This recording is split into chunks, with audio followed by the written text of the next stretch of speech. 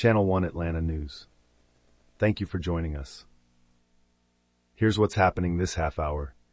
Police and emergency crews were on the scene Thursday night of a horrific accident on 85 North at 285. South Fulton police said that at least one person died in the crash and another was injured. No word on what started the incident, but the interstate was closed for hours during the evening commute, causing traffic to back up for miles south of Atlanta. The interstate is now back open. Another Arctic blast is moving into the Peach State right now, with temperatures falling into the teens for lows and wind chills near zero this weekend. Channel 1 Atlanta's lead forecaster David Dutton says ice was possible Friday morning in the far north Georgia mountains above 2,000 feet. Use extra caution while driving. David also said to expect temperatures in the 70s. Yes, 70s by next weekend. A 9-year-old is dead after he dropped a ball and it rolled up under a school bus in Orange County, Florida, Tuesday. He had got off the bus in the roundabout and began to walk away. He ran back to get the ball he dropped as it rolled up under the bus. This happened quickly. When the boy crawled up under the bus, he was ran over. The boy, whose name is Elias, was in remission for leukemia. The NFL announced Thursday that country music legend Reba McEntire will sing the national anthem at the Super Bowl. Post Malone will sing America the Beautiful. The entertainers will take the stage as pre-show just before the championship on February 11th on CBS. Those are the top stories right now. Thank you for joining us. Stay with us, the news continues. Around Atlanta, America, and the world, this is Channel 1 Atlanta News.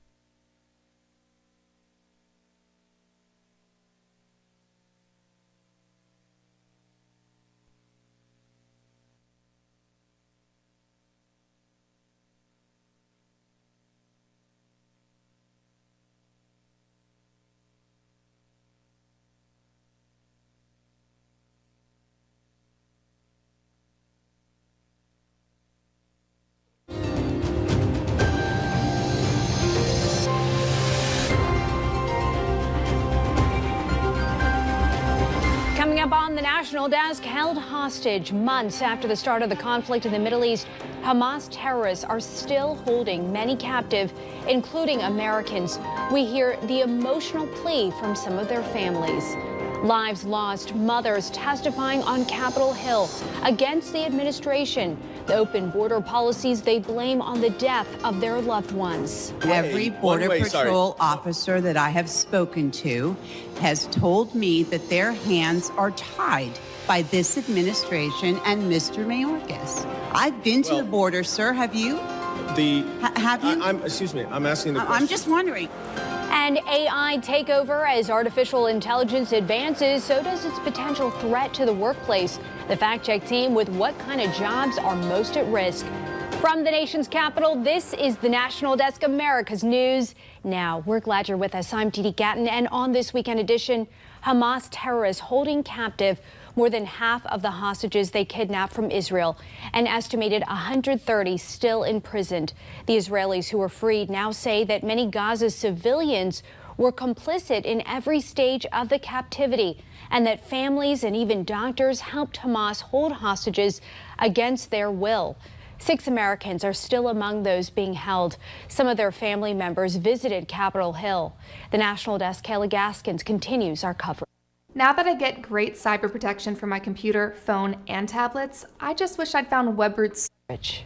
Now hear from their pain as palpable as it was on October 7th. My beautiful, amazing, gentle, caring, and loving little sister being kidnapped into Gaza by cruel terrorists after she saw her best friend murdered in front of her eyes. These families have once again come to Congress asking for action and asking for answers. On Wednesday, a bipartisan group of senators hosting the American and Israeli families of those still being held. We are going to do everything we can because our hearts are broken. Senate Majority Leader Chuck Schumer saying they discussed a new strategy with the families, but the lawmakers didn't provide any details on the plan. And we are making slow, but important progress. Not that progress can't come fast enough. And let me be clear, if Hamas had any basic shred of humanity, they would have released the hostages. The senators maintaining they're still exploring all avenues to bring them home. The visit to Washington comes on the heels of the 100-day mark of the war. For these families, that marked 100 days of agony. Most have no idea if their son, daughter, sister, or brother is still alive. For 103 days, my wife, Rachel, and I have received minimal information on Hersh. We don't even know if he's alive. This is the last picture I have of Hersh. That bone sticking out is where his left arm used to be. Many need medical care. Hersh is in dire need of medical care. Much needed medicine for the Israeli hostages is on its way to Gaza. According to Qatar, the shipment left Doha Wednesday. In exchange, Israel will allow additional aid and medicine into Gaza for the Palestinian civilians. On Capitol Hill, I'm Kayla Gaskins for the National Desk, America's News Now. As U.S. forces continue to take action against Iran-backed Houthi terrorists attacking merchant ships in the Red Sea. So far, the U.S. military says it has conducted strikes on 14 Houthi missiles that were in Yemen ready to attack. Washington calling these missiles an imminent threat in the region. U.S. Central Command defending their actions, saying, quote, "These missiles on launch rails could have been fired at any time," prompting U.S. forces to exercise their inherent right and obligation to defend themselves. Adding the U.S.-led strikes will degrade the Houthis' ability to continue their reckless attacks. After days of strikes, U.S. officials have consistently defended their actions in the Red Sea, and now Washington has renewed its terrorist designation of the Houthis. If the Houthis cease the attacks, we can certainly reconsider this designation. If they don't, as the president said, we will not hesitate to take further actions to protect our people and the free flow of international commerce. The Houthis, who control most of Yemen, say they are acting in solidarity with Palestinians in Gaza and have threatened to expand their attacks. The Biden White House now backtracking and officially redesignating the Iran-backed Houthis as a global terror group. The administration took the Shiite militia group off the list of terror groups in 2021, reversing a decision by then President Trump. The move comes months after the U.S. has been forced to defend missile and drone attacks in the Red Sea by Houthi terrorists. New developments in the border crisis. Texas authorities now arresting illegal migrants in Eagle Pass. The Texas Department of Public Safety posted this video showing the first arrests in the area since the state took control of that area a week ago. The migrants are charged with criminal trespassing and will be handed over to Border Patrol. Texas authorities are not giving in to the Biden administration's legal threats. The state continuing to protect the border, placing additional razor wire around Eagle Pass. Texas Attorney General Ken Paxton also said Texas will not comply with the demands from the Department of Homeland Security to let federal agents in the area. Homeland Security Secretary Alejandro Mayorkas did not show up to an impeachment hearing about his policies Texas officials say have created an open border. But two mothers who lost their children testified. Tammy Noble's 20-year-old autistic daughter, Kayla Hamilton, was raped and strangled to death in 2022. Maryland authorities charged a 17-year-old illegal immigrant from El Salvador who's linked to the MS-13 gang. How scared she must have been that day, knowing that she was dying. If she was going to see her mommy again, her baby sister, her brother, or her cat Oreo. Kayla fought for her life that day with all that she had. And in the end, she lost to an individual that wasn't even supposed to be allowed in the country. But I want to prevent this from happening to someone else's child. This isn't about immigration. This is about protecting everyone in the United States. Josephine Dunn also testified about her daughter, Ashley, who died at the age of 26 after buying a pill she thought was medicine, but was laced with fentanyl trafficked into the U.S. through the southern border. She wanted to see Mayorkas in person. I flew from Arizona to meet him and face him and ask him why. And he's not here today. I did not know that until after I landed yesterday. And he doesn't have the decency No. to even show up. That is correct. And talk to you personally. Today is my daughter's birthday. I would have much rather been home with my poor husband grieving her. I didn't need to be here today. So whatever he's doing, I hope it's more important than that. All Republicans on the House Homeland Security Committee announced their support to impeach Mayorkas.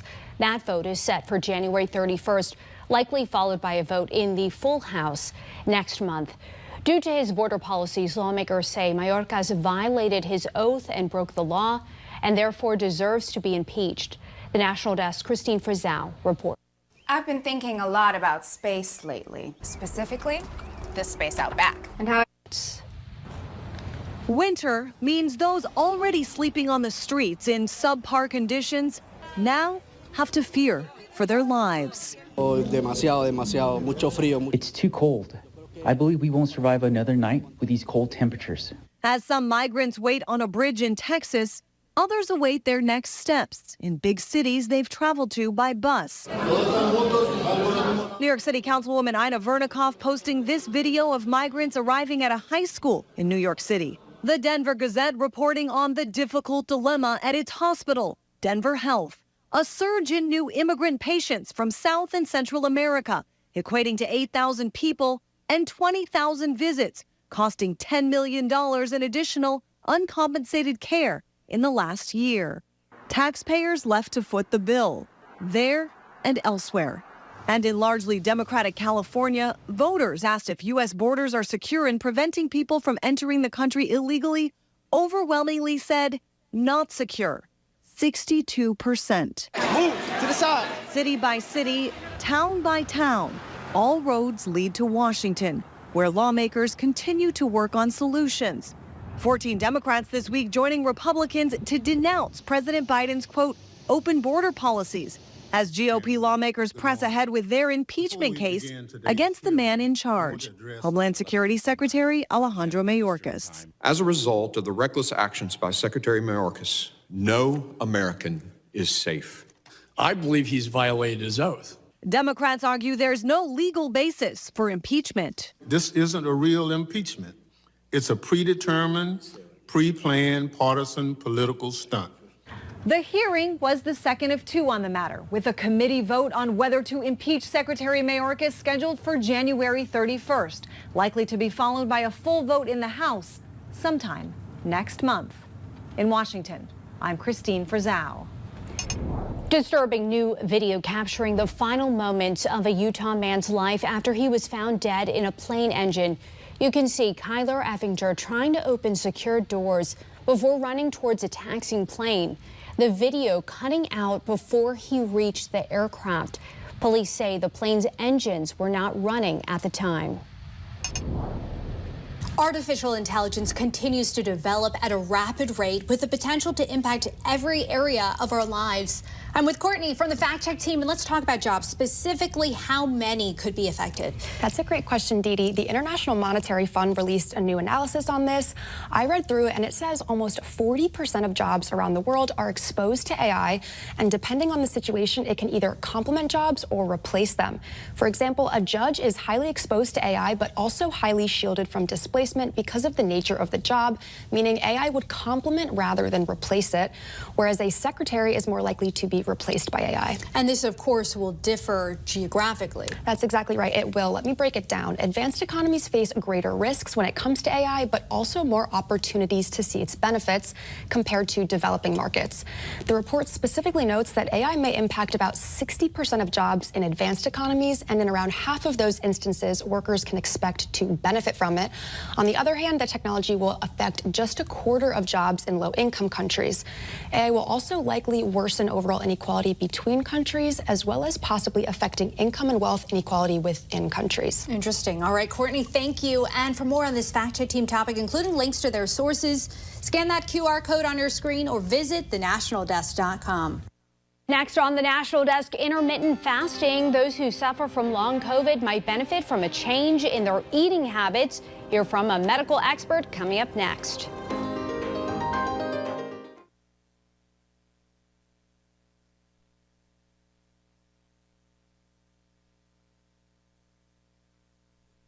Wear appropriate clothing, a hat, and gloves. Here is the hazardous weather outlook. This hazardous weather outlook is for portions of north and central Georgia. For this afternoon and tonight, with dry windy conditions expected, a high fire danger statement has also been issued. Minimum relative humidity values will fall into the 20 to 25% range for portions of north and central Georgia this afternoon. For more information, see the special weather statement. And now the extended outlook for the period Sunday through Friday. The Arctic air mass will linger over the region through Sunday. Hazardous wind chills will return Saturday night and Sunday morning as values fall back into the single digits. A wind chill advisory is in place tonight through Sunday morning. Precipitation begins to move back into the area Tuesday, with afternoon and evening thunderstorms expected Wednesday through Friday. Spotter information statement. Spotter activation will not be needed through tonight. The current time is 3:13 p.m. Eastern Standard Time. The following reports of weather, temperature, and wind were taken at 3 p.m. Atlanta, it was sunny. 31 degrees, dew point 5, relative humidity 33%. Wind northwest at 18 miles an hour, producing a wind chill of 19. Pressure was 30.35 inches and steady. Around Atlanta, Chamblee, it was sunny, 28 degrees, wind northwest at 15 miles an hour, gusting to 24 miles an hour. Marietta, it was sunny, 28 degrees, wind west at 14 miles an hour. Mableton, it was sunny, 30 degrees, wind northwest at 12 miles an hour, gusting to 25 miles an hour. Peachtree City, it was sunny, 32 degrees, wind northwest at 18 miles an hour, gusting to 25 miles an hour. Lawrenceville. Intended dysfunctional Congress. So what's the plan? Well, part of it is just there's a lack of leadership in Washington. Ronald Reagan, he had a Democrat House all 8 years, and he was able to do. Why? Because he articulated a vision that resonated with the people, and then they told their representatives, get in line for this. So we're going to have the vision. We'll definitely be able to coalesce the Republicans. There's no question about it. We showed how to do it in Florida. In Florida, when I became governor, the legislature and the governor had been at loggerheads for like the previous 10, 15 years. And I was able to come and really get it moving. But it's not just they have to do what I say. It's articulating a vision that has support in their communities so that they're doing what's in their interest politically, and then you're working with them as a co-equal branch of government. So we've got a great record of doing that in Florida. I understand the swamp is treacherous, but we'll be ready to go to get it done. Yes?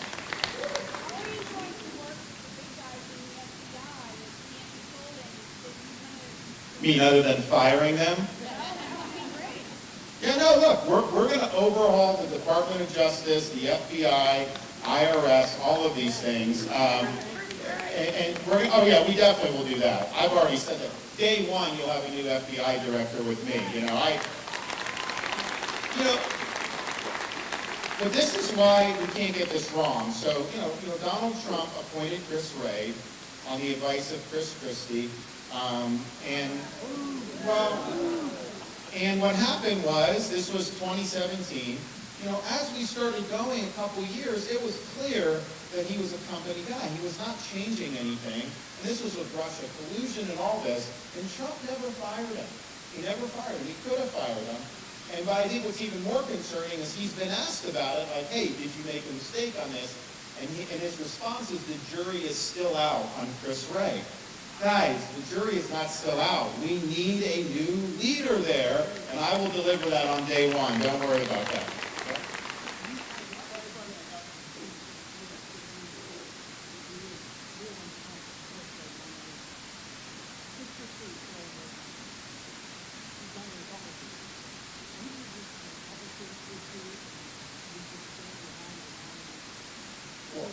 I signed the pledge and I honor the pledge. If I had no intention of honoring it, I wouldn't have signed it. When I give my word, you can count on that.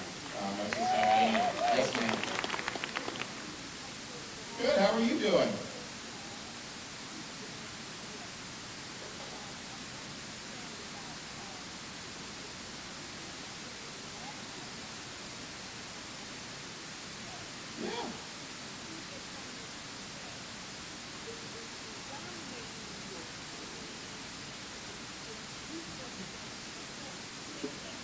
Yeah.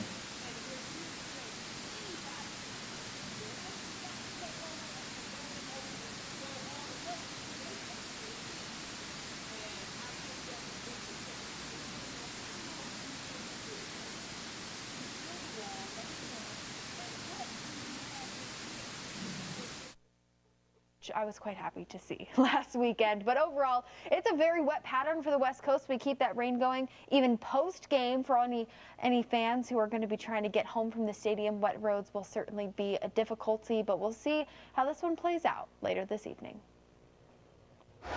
Well, let's go ahead and talk about some of the other playoff games that are being played this weekend. First off, the Tampa Bay Buccaneers versus the Detroit Lions. This will be played at Ford Field over in Detroit and will take place on Sunday at around 3 p.m. Eastern time.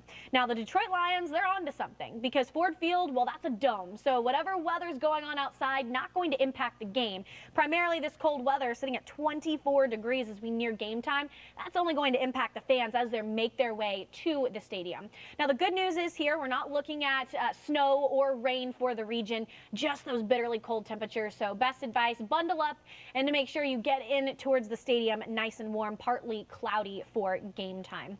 Then we'll bring you to the other game that we've got going on tomorrow over at Highmark Stadium. That's in Buffalo, New York. This will take place Sunday, the later game on Sunday evening, 6:30 p.m. Eastern time.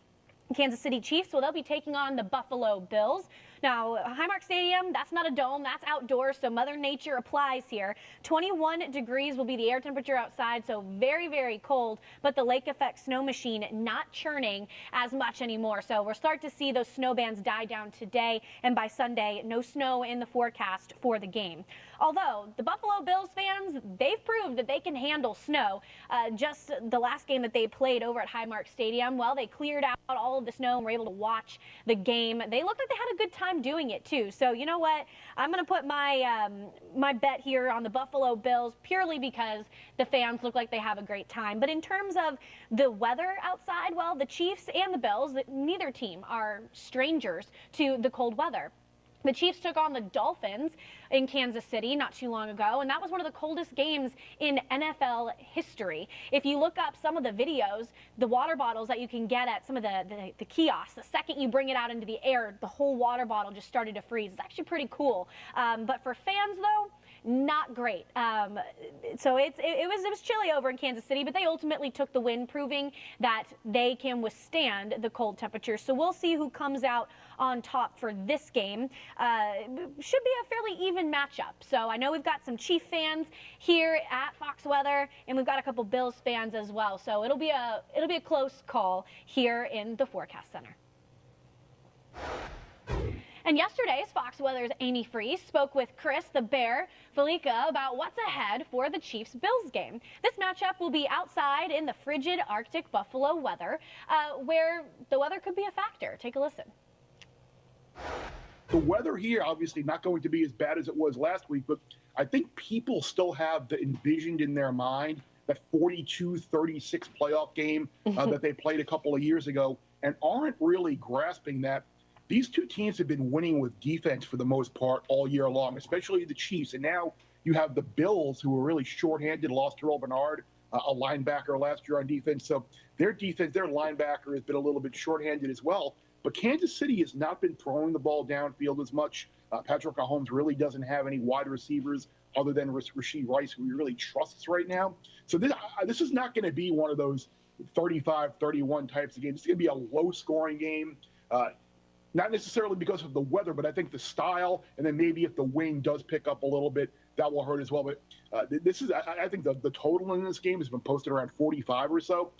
I see this as like a 20-17 type game. It should be a really good game, low scoring, and not the aerial affair that we're used to with Josh Allen and Patrick Mahomes. And check out this video. This is one Colorado girl who used the cold air to her advantage to make a fun video and to have one of the craziest hair days I've ever seen. Now, she had wet hair, and when she walked outside in the polar-like temperatures, well, it just froze midair, creating this crazy look. I don't know if this is something I would want to recreate, but it certainly is cool and just speaking to how cold it is for millions out there. I hope she got inside and got warm. Let's zero in, though, on these cold temperatures that can cause a crazy hair day, such as that. For today on Saturday, one of the coldest days for millions across the United States, primarily from Colorado out towards the east here. 277 million will be below average on Saturday. And we'll stay in the 270 million below average as we get into Sunday. And that cold air reaching as far south as Florida. So Tampa under winter weather alerts in terms of just how cold it's going to be. So it is going to be feeling very, very chilly. But the good news here, well, we are going to see temperatures take a turn for the better if you're looking for that warmer weather.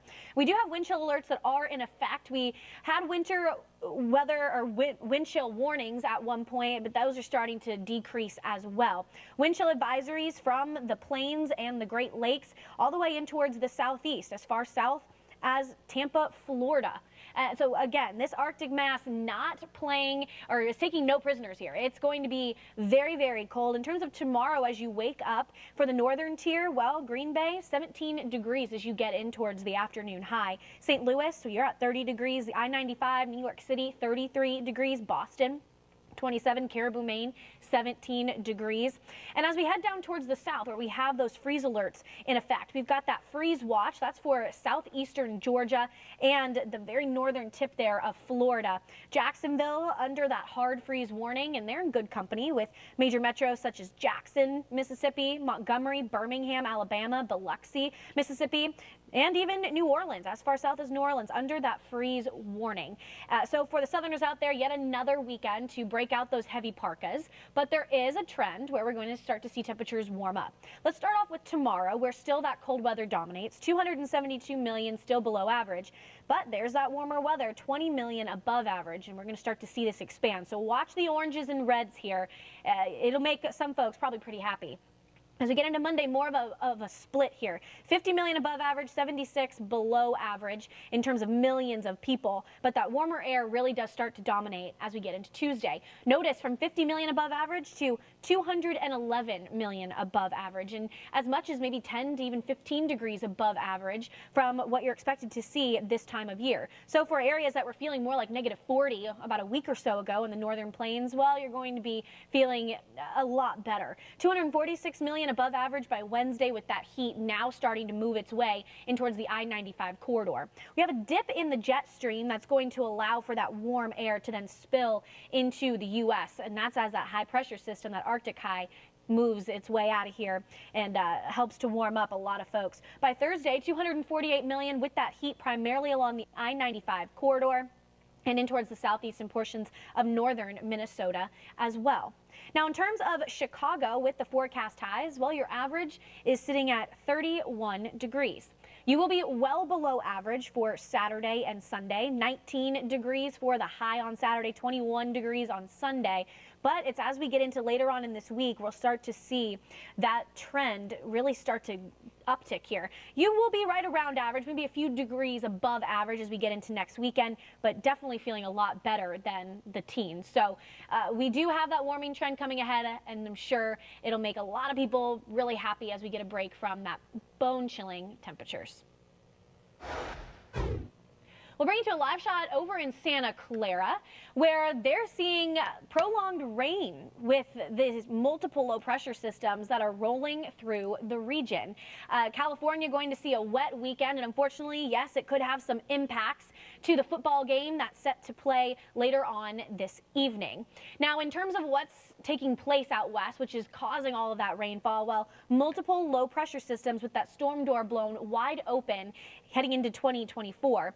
Now, when the temperatures were freezing, we had that ice threat along the I-5 corridor from Portland into Eugene. Now this precipitation falling as rain along the I-5 and snow across higher elevations. But it's just these multiple storms that come in, not providing a break for residents that want to have maybe a dry spell, or the soil that just can't soak it all up, which is why we do have a flood threat as we go throughout the weekend and early next week. And it's the rounds of heavy rain that aren't only affecting Northern California, but it'll make its way as far south as Los Angeles and San Diego, where they could see potentially 2 to 3 inches of rain, especially as we get into higher elevations with excess drainage. Here's that flash flood threat that I alluded to from Sunday and into Monday, stretching along the I-5 corridor from Gold Beach, Oregon, all the way into northern Los Angeles. Now, that likely threat where we could see maybe 5 to 8 inches of rain with heavy rain rates, maybe 2 or more inches per hour, that's just to the north of the Bay Area through Redding, Fort Bragg included in this as well. Now, we're not looking at that icing threat with this. It's going to be rain, which is good news for folks over in Oregon who dealt with mass power outages and very treacherous travel. But still, you want to be careful if you do have any travel plans for the rest of the weekend and even next week, as the roads could be a bit slippery, which is all the rain that's set to fall. In terms of timing on this here, well, by Saturday evening, we can see lots of rain going on. We might have a brief lull in the action as we get into the overnight hours, but once we get into Sunday, and we'll stick around and through Monday as well, very heavy rain rates, again, 2 inches or more per hour, all along the California coast. So not just one part of California getting hit with this. Now notice here by Tuesday, 4 a.m., if you have any sort of outdoor activities, maybe you have to mow the lawn or take down the Christmas lights if they're still up. Tuesday in the morning and afternoon is going to be your day for that, where you'll have a brief period of maybe just light shower activity and not widespread heavy rain. But that next low pressure system will be knocking on your door quite quickly after that. In terms of the rain still to come, I pointed out Los Angeles, San Diego, around 2 to 3 inches, primarily again as we get towards higher elevations, 1 to 2 widespread for the Los Angeles metro. But it's as we take things into Northern California, so San Francisco, Redding, southwestern Oregon, that's where we could see maybe 3 to 5, 5 to 8 inches of rain, which will lead to that flood threat. But it's not just out west that's dealing with the chance for flooding as we head into this next week. The south could see multiple rounds of heavy rain and thunderstorm activity, which will also lead to flash flooding and even rapid snow melt. Snow still on the ground for cities such as Nashville, and that plus the rain, that's where we could then start to see chances for flooding. Tracking this out, though, by Tuesday and into Wednesday, widespread rain. We do have the threat for icing as well. That'll take you from Oklahoma City towards the north near, say, St. Louis, Springfield, Missouri as well. So we'll watch the threat for icing primarily Sunday evening and into early Monday morning. So Monday morning commutes could potentially be impacted. But as we get deeper in towards the week, that will transition primarily to just rain. So whatever ice is there and potentially could impact your Monday morning commute, it will wrap up and the ice should melt fairly rapidly with this prolonged rain. But notice by Thursday, while the Lone Star State largely dry, holding on to some rain activity over in Houston, it's going to be Mississippi, Alabama, Georgia, the Carolinas, where that heavy rain is then going to be positioned as we get closer and closer in towards the weekend. And check out this winter wonderland. This was over in Bluffton, Indiana. This is south of Fort Wayne, so not quite in the lake effect target zone, but still they got a lot of the white stuff.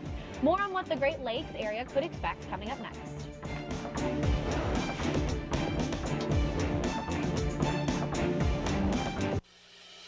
Look at you. You're doing everything you can to get your blood pressure in check. You're exercising.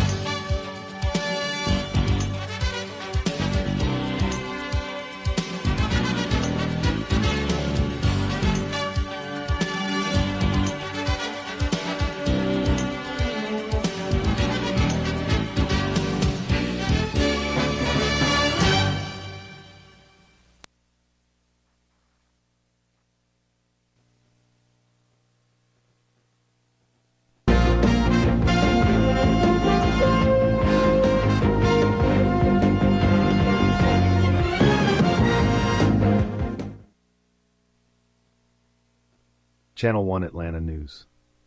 Thank you for joining us. Here's what's happening this half hour. Police and emergency crews were on the scene Thursday night of a horrific accident on 85 North at 285. South Fulton police said that at least one person died in the crash and another was injured. No word on what started the incident, but the interstate was closed for hours during the evening commute, causing traffic to back up for miles south of Atlanta. The interstate is now back open. Another Arctic blast is moving into the Peach State right now, with temperatures falling into the teens for lows and wind chills near zero this weekend. Channel 1 Atlanta's lead forecaster David Dutton says ice was possible Friday morning in the far north Georgia mountains above 2,000 feet. Use extra caution while driving. David also said to expect temperatures in the 70s. Yes, 70s by next weekend. A 9-year-old is dead after he dropped a ball and it rolled up under a school bus in Orange County, Florida, Tuesday. He had got off the bus in the roundabout and began to walk away. He ran back to get the ball he dropped as it rolled up under the bus. This happened quickly. When the boy crawled up under the bus, he was ran over. The boy, whose name is Elias, was in remission for leukemia. The NFL announced Thursday that country music legend Reba Mack in Tyre will sing the national anthem at the Super Bowl. Post Malone will sing America the Beautiful. The entertainers will take the stage as pre-show just before the championship on February 11th on CBS. Those are the top stories right now. Thank you for joining us. Stay with us, the news continues. Around Atlanta, America, and the world. This is Channel 1 Atlanta News.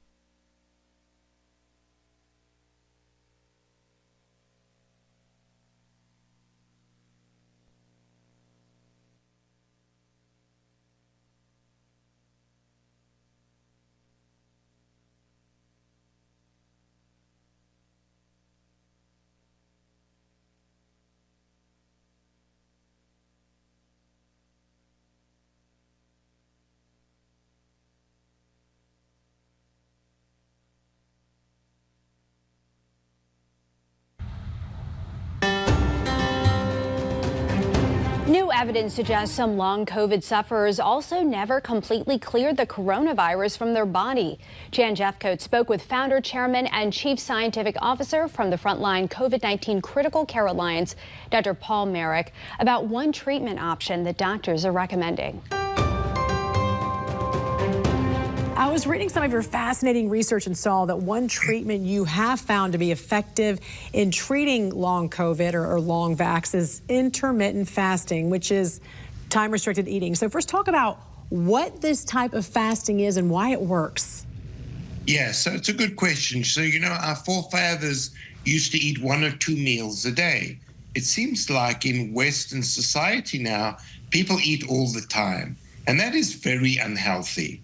So time-restricted eating or intermittent fasting is when you eat within a narrow window during the day, and that window may be 2 to 10 hours, and the rest of the time you fast. So you can drink liquids and fluids, but no food. And this is a very healthy lifestyle. It's probably the most effective lifestyle intervention that people can make. It has numerous positive health effects. And so one of them is to help the body get rid of spike protein. So as you said, with long COVID and long vax, the problem is that spike protein can remain in the cell for years afterwards. And the only way to get rid of intracellular spike protein, the only way is through intermittent fasting. So, these detox programs will not work. And so what happens is intermittent fasting activates a cellular process called autophagy or autophagy, which helps the cell get rid of damaged and foreign protein. That is so fascinating. Fasting actually clears out damaged cells and helps to regenerate new, healthy cells. And I'm just curious about your own journey with this as someone who, I read here, you were diabetic for more than 25 years, and this actually helped you. Yes, so there are many benefits of intermittent fasting. One of them is to treat insulin resistance. And insulin resistance underlies type 2 diabetes. It underlies the risk of cancer. It underlies the risk of Alzheimer's disease. So, I was a type 2 diabetic, and the narrative is that you're doomed to a lifelong medication. And once I started intermittent fasting, I was able to wean myself off my diabetic medication. It is important, though, to stress that you should link intermittent fasting with eating real food. Most Americans eat processed foods, which cause high blood glucose and high insulin. So you want to eat a good diet together with intermittent fasting. It really is a lifestyle intervention that can promote, longevity and prevent many chronic diseases. Right. How do you know which type of fasting is right for you, and what are the differences between men and women? Yeah, that's a good question. So it's a very flexible thing. You can adapt intermittent fasting to your lifestyle, to your daily routine. It's highly flexible, and so most people can do this. There are some differences between men and women. So, premenopausal women, sometimes intermittent fasting will interfere with their menstrual cycle. So what they can do is start slowly, and they can time the various phases of intermittent fasting with the menstrual cycle. Now, all of this is well documented on our website for people who want more information. So to come here on the National Desk, a postal worker confronted by an armed suspect. Find out what they got away with. And scam alert, find out how criminals are using QR codes and ways to protect yourself.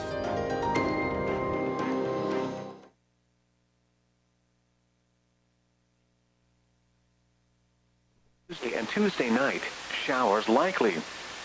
Highs in the mid-50s. Lows in the upper 40s.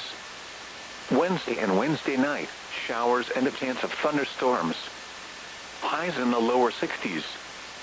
Lows in the upper 50s. Thursday and Thursday night, showers and a chance of thunderstorms. Highs in the upper 60s. Lows around 60. Friday and Friday night, showers likely and a slight chance of thunderstorms. Highs in the upper 60s. Lows in the mid-50s. Saturday and Saturday night, mostly cloudy. A 40% chance of showers. Highs in the mid-60s. Lows in the mid-40s. For more detailed weather, water, and climate information, please visit our website at weather.gov/Atlanta. This is NOAA Weather Radio Station, KEC 80. This broadcast originates from the National Weather Service office in Peachtree City and is transmitted from the top of Stone Mountain on a frequency of 162.55 megahertz. The KEC 80 listening area includes the following counties: Cherokee, Clayton, Cobb, DeKalb, Douglas, Fayette, Forsyth, Fulton, Gwinnett, Henry, Newton, Rockdale, and Walton. Visit our website at weather.gov/Atlanta for the latest weather information, including watches and warnings. You can also like your Peachtree City National Weather Service on Facebook or follow NWS Atlanta on Twitter.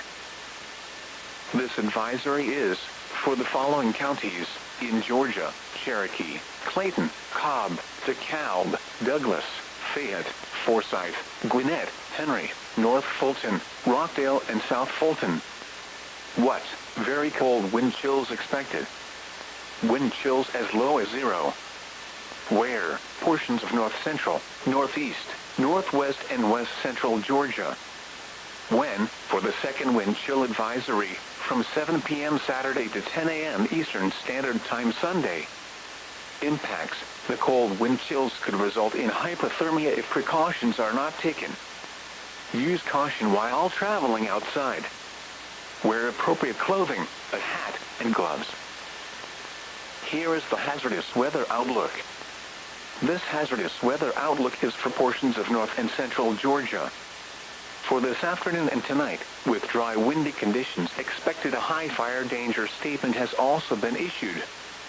Minimum relative humidity values will fall into the 20 to 25% range for portions of north and central Georgia this afternoon.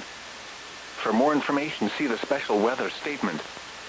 And now the extended outlook for the period Sunday through Friday. The Arctic air mass will linger over the region through Sunday.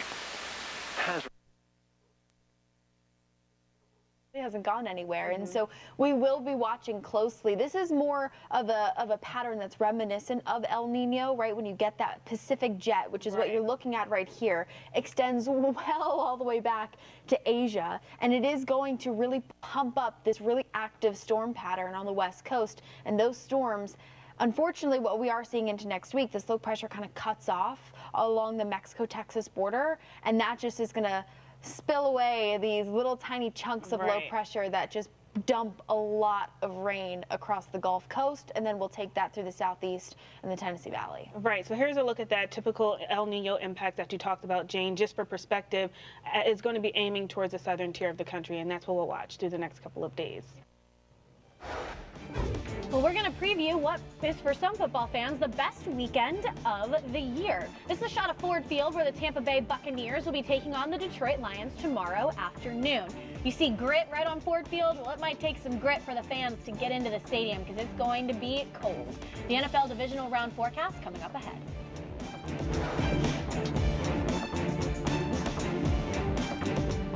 What do you do when your tire goes flat? Hour. Peachtree City, it was sunny, 32 degrees, wind northwest at 18 miles an hour, gusting to 25 miles an hour.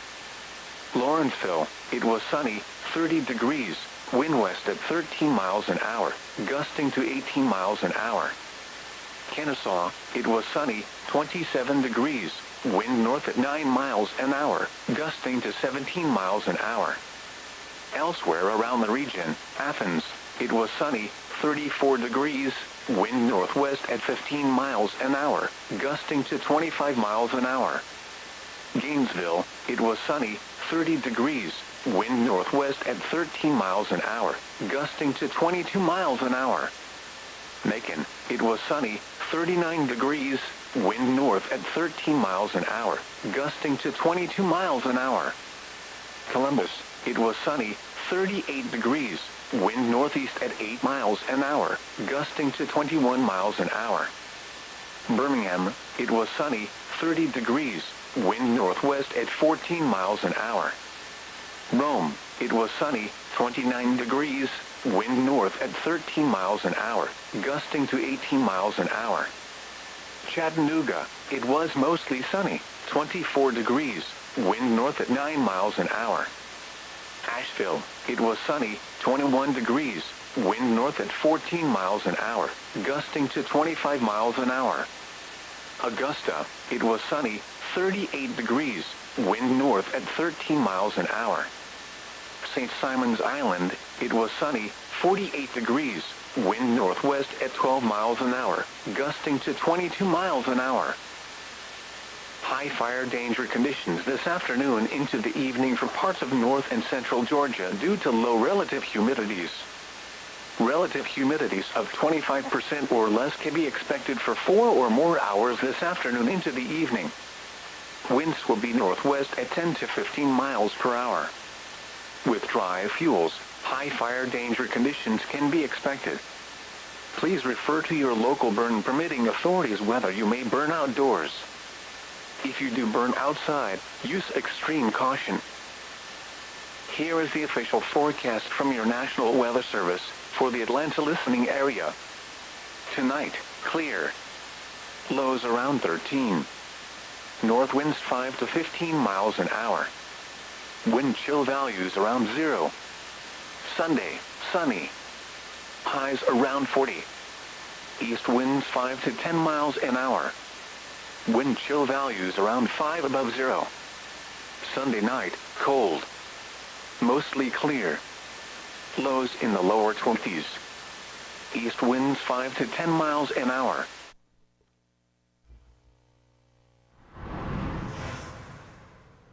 Well, Welcome back to Fox Weather Live, where we are taking a dive into the divisional round of the NFL playoffs and the forecast for all the games that are taking place this weekend. We'll start off with the Green Bay Packers versus the San Francisco 49ers, where the weather will be the most impactful for the game over at Levi's Stadium. This will take place today, 5:15 p.m. Pacific time. It will be rain for the entirety of the day, so not only for the fans' trek to the stadium, but also for their way home. Thankfully, we're not looking at thunderstorm activity. It's just going to be prolonged nuisance rain. So make sure that you include not only your fan gear when you go root on whatever team you want to win. You want to include a rain jacket, maybe an umbrella there as well. Temperatures, though, fairly mild. They're in the upper 50s. It's just that rain that's going to be the bigger nuisance with the game. Now, in terms of the timing on this, by Saturday 9 p.m. Pacific time, as maybe folks are heading home to celebrate the victory of their prospective teams, well, you're going to see maybe some heavy pockets of rain as well. We could see maybe an inch or more per hour in terms of rain rates. That's going to continue, just going to be persistent as we have that storm door blown wide open, multiple low pressure systems continuing to ride in one after the other across the California coast. That'll continue to be the story for Saturday and even into early Sunday morning. So if you're planning on sticking around in the Bay Area, even for Sunday as well, you're still going to have to deal with the rain and have the rain gear on hand. Now we'll bring you over to Ford Field over in Detroit, where it's a covered field, so the weather not impacting the game, but it is going to be impacting the fans maybe making their way towards the stadium. This will be tomorrow at 3 p.m. Eastern time. And now at 24 degrees, it's going to be very chilly. Still could potentially see some wind chills, making it feel like the low 20s by the time we reach game time here. Partly cloudy. So for the Tampa Bay fans or the Lions fans, just make sure you bundle up. But by the time you get into the stadium and you sit down at your seats, it's going to be nice and comfortable, clear skies inside of that dome. So good news there. We'll finish it off over in Highmark Stadium in Buffalo, New York, where the Chiefs will be taking on the Buffalo Bills. 21 degrees at game time. Unfortunately, Highmark Stadium, that's not a covered dome, but no snow in this forecast here, which is great news, as the last time the Buffalo Bills took on an opponent at Highmark Stadium, the game had to be postponed, and the fans had to clear out the stands because of all of the snow. So lake effect snow band's really starting to taper off, not dealing with the wintry precipitation, but cold temperatures still going to be there for game time at 6:30 Eastern.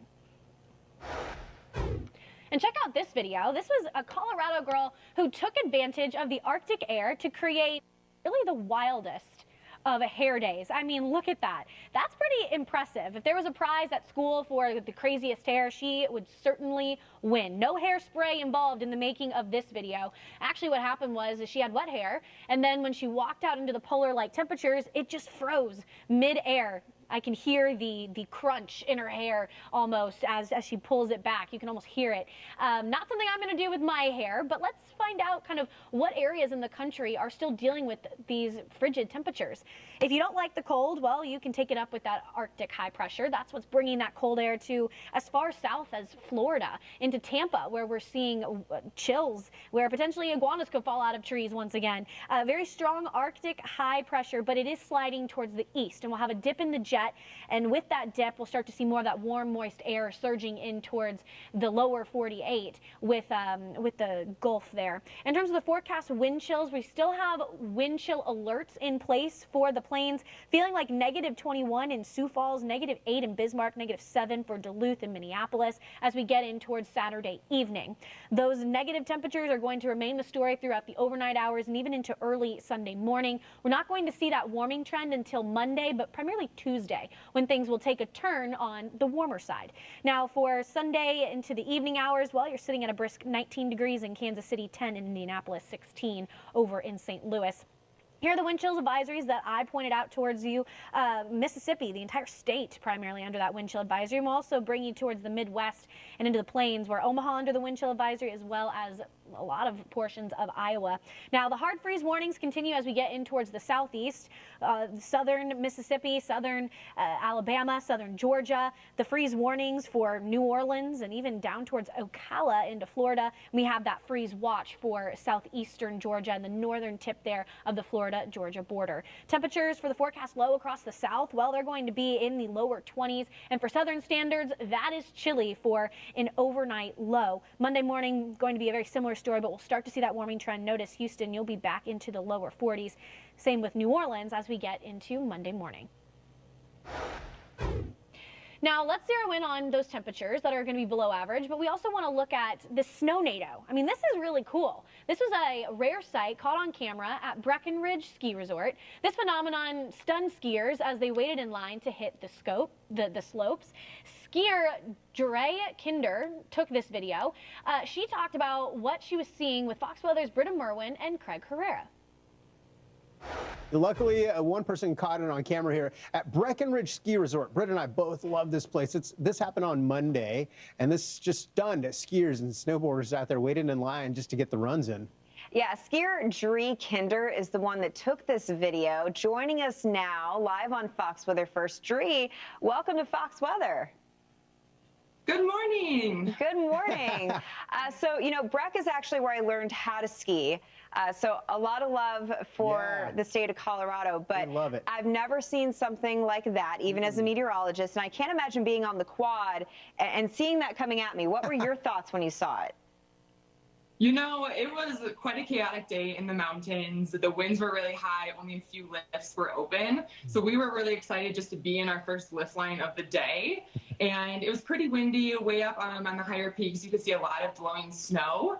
And then we saw the blowing snow down at the base when we were in line. And then it just started swirling. And it was kind of just shocking at first. Nobody really knew what to do. Do we take out our phones? Do we unclip our boots and run? But it was pretty cool, and it only lasted about a minute, but it was pretty cool to see. I was going to ask that because sometimes you're fussing with your gloves, trying to get to your gloves so you can record it.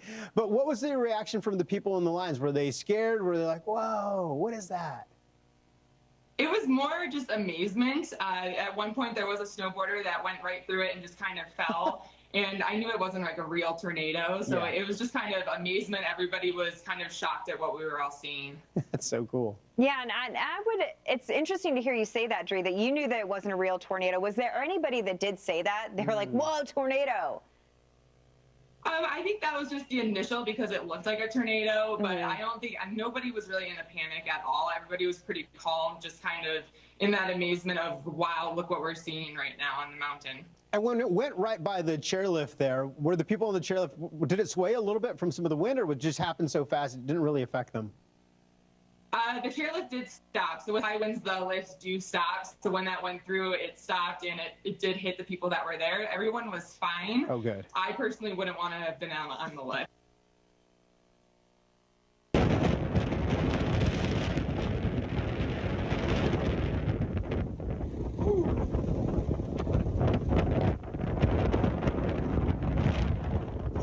That is the same reaction I had.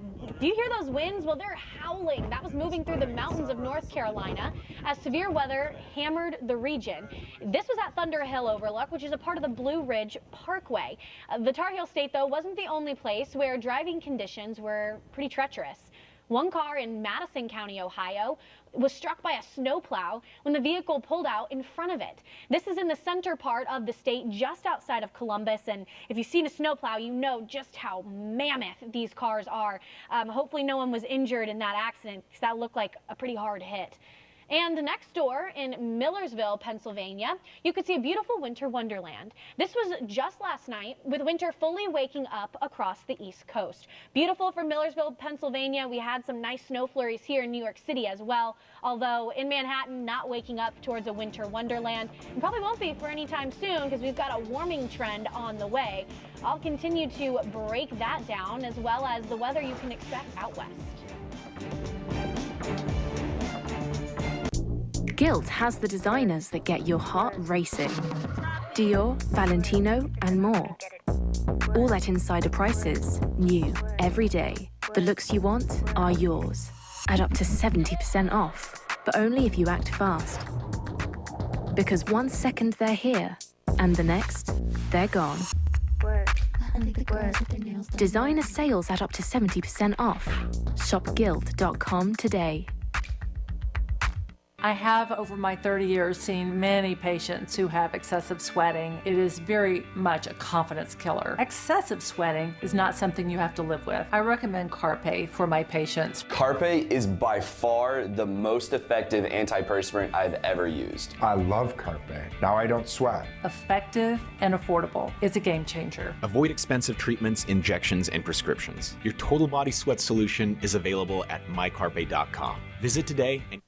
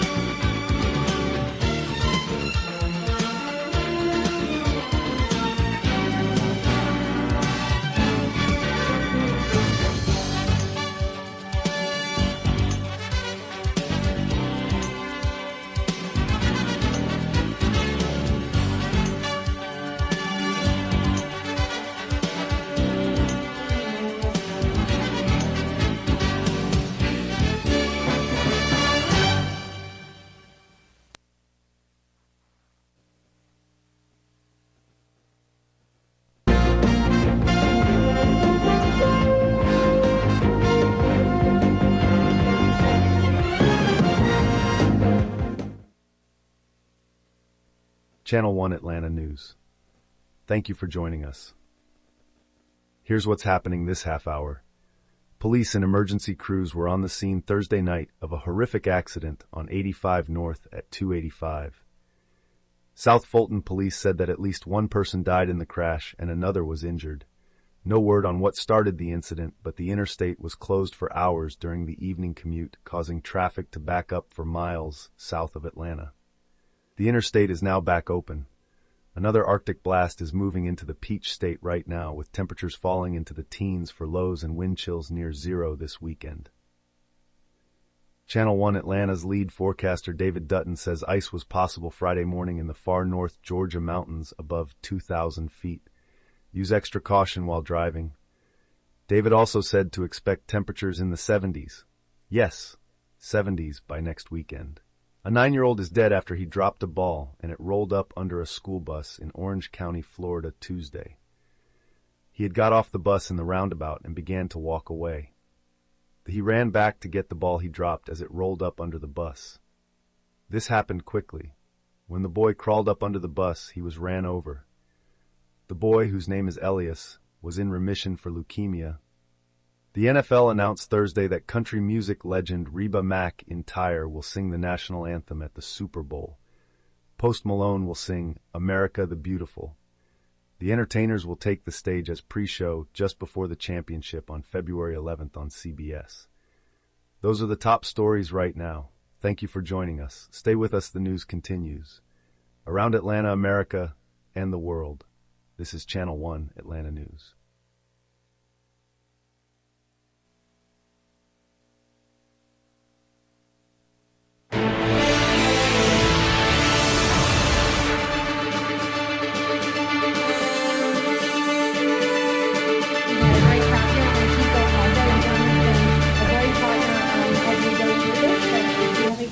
No, look, I think you said it all. I mean, this is a Haley versus Trump campaign. I think Haley's taken to Donald Trump. Donald Trump can barely keep a cogent thought if he takes his eyes off the teleprompter. Very similar to Joe Biden. That's not the future of America. And I love the way you put it, Nikki. That's not what our kids want. That's not what our kids expect, right? And if we're doing anything, it has to be about our kids. It has to be about future generations. When you see that video, do you think he's mentally fit to be president? I mean, look, I think that it's one of those things that when you get, my parents are up in age, and I love them dearly. But when you see them hit a certain age, there is a decline. That's a fact. Ask any doctor. There is a decline.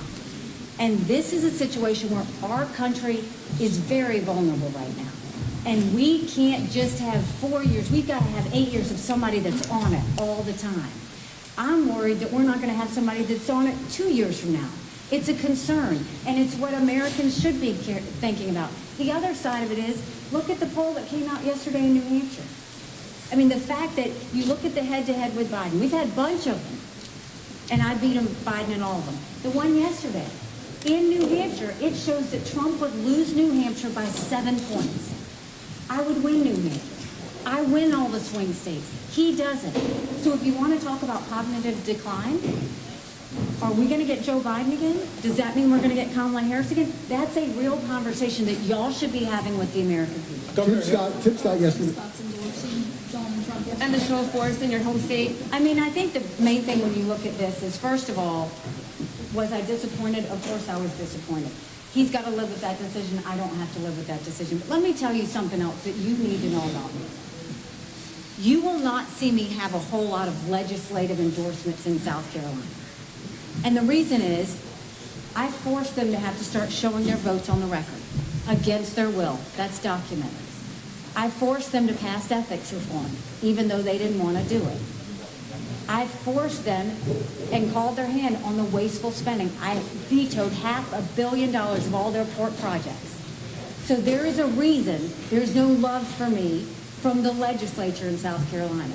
When you look at Congress and you see all these congressional people coming in for Donald Trump, he's going to all these Washington elected officials and elitists. I have called them out and said I want term limits. I have called them out and said I want mental competency tests. I have called them out and said I think if they can't give us a budget on time, they don't get paid. I have called them out and said if they don't take care of veterans' health care, they need to be put on it. I call elected officials out because accountability matters. I fight for the taxpayers. I fight for the real people. I don't fight for the politicians. So if Donald Trump wants all those politicians and they all want to go to him, they can have at it. But that's everything I'm fighting against. Governor, Tim Scott said yesterday in his endorsement speech, we need Donald Trump. A lot of Republican voters seem to agree with him on that. Why are they all wrong? Nobody's voted yet. You had Iowa vote, and you had 56,000 people in a state of 3 million say they wanted Donald Trump. That's not the country. New Hampshire hasn't voted yet. So what I'll tell you is I think Americans are making their decisions. Do they think life was better from Trump versus Biden? Yeah, I think a lot of people think that. Do they think that's a vision going forward? No, not if you see the temper tantrums he's having on stage. Not if you go and you see how he's acting and what he's doing. Not if you look at the fact that Joe Biden and Donald Trump are going to be covered in investigations and distractions and not looking forward. Those are the things we care about. Those are the things our kids care about. Ask anybody in their 20s. They are not happy with the idea that America could be giving them one of two 80-year-olds for president. That's not what they want. We're supposed to be thinking about the future, not the past. Governor Haley, Yes. Henry McMaster is supposed to be campaigning with Trump tonight. Just wanted to get your thoughts, considering that he was the lieutenant governor under your stewardship as governor of South Carolina. What are your thoughts on that? I'm sorry, is that the person I ran against for governor and beat? Just checking.